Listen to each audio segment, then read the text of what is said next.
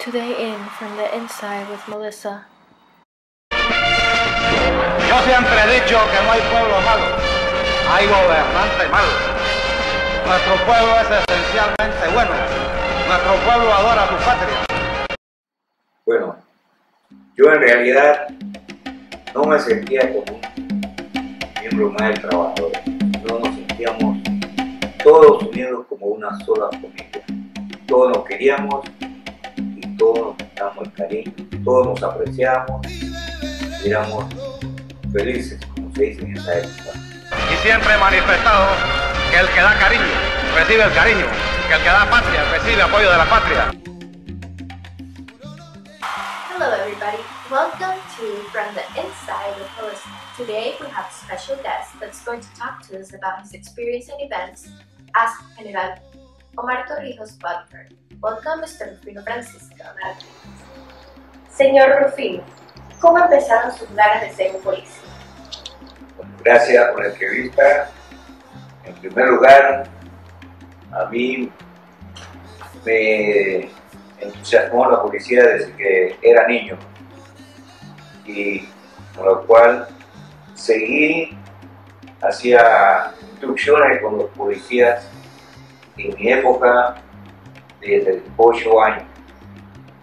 De allí seguí y siempre en la vida me ha gustado ser policía. Hasta el final he salido de esa institución. Fue a trabajar para una persona como el general Omar Torrijos. Bueno, en esa época yo trabajaba en el escuadrón de caballería y cuidaba la residencia de los coroneles, por lo cual de allí me escogieron como escolta para trabajar con el general Torrijos. ¿Por qué decidió ser un guardaespaldas y por qué Omar Torrijos? Bueno, tomé la decisión y el mandato me da para ser general Torrijos porque en realidad era un hombre muy humilde, se ganaba el cariño de todas las personas, todos lo queríamos y me gustaba mi trabajo que hacía. ¿Cómo trataba a sus trabajadores el general Omar Torrijos? Como mencionó, era una persona humilde. Bueno, en realidad era así. El general Torrijos trataba a sus trabajadores con humildad, con cariño, con amor, como se dice.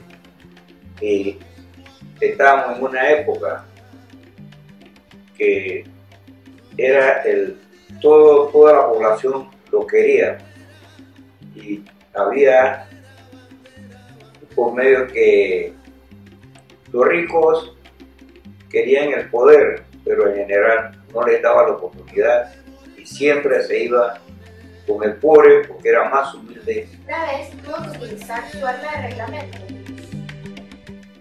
Bueno, gracias a Dios nunca tuve la necesidad de sacar mi arma de reglamento para enfrentarme a alguien, ya que no sentíamos que habían enemigos, sino que la población lo quería con cariño.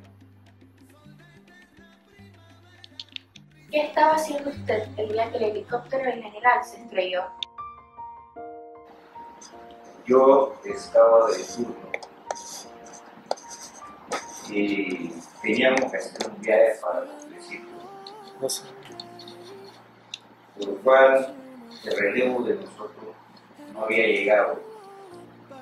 Estábamos en el helicóptero cuando por 3 minutos llegó la escolta y nos mandaron a bajar del helicóptero para ellos hacer el viaje con el general Torrijos. Así fue mi último día que llegué a ver a mi general Torrijos.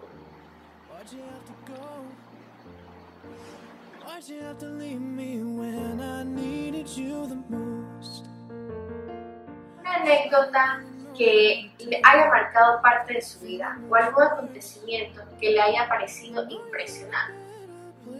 Bueno, en realidad tengo una, que es la que más recuerdo en mi vida, que es que el general Torrijos me escogió para prepararle su desayuno todas las mañanas. lo cual consistía en darle su café, su ensalada de fruta de toda clase. Al llegar, pedía permiso, al salir, pedía permiso, lo cual él no me trataba como si fuera una unidad, sino me decía, adelante hijo, era como un hijo para él. ¿Cuáles son algunas palabras que le han quedado en su memoria que mencionaba repetitivamente el general Omar Torrijos Herrera? Como la frase que el general decía siempre, cada vez que tenía un discurso, que era la mejor frase de su vida, es: el que da cariño, recibe cariño. El general tenía otra frase que decía siempre: yo no quiero entrar a la historia, yo quiero entrar a la zona del canal. Por lo cual, tanto dio y duró que se hicieron los tratados para recibir al canal de Panamá. Mr. Rufino, thank you so much for being here with us today and sharing your experience with General Torrijos. Stay tuned for more from the Inside with Melissa. Bye guys!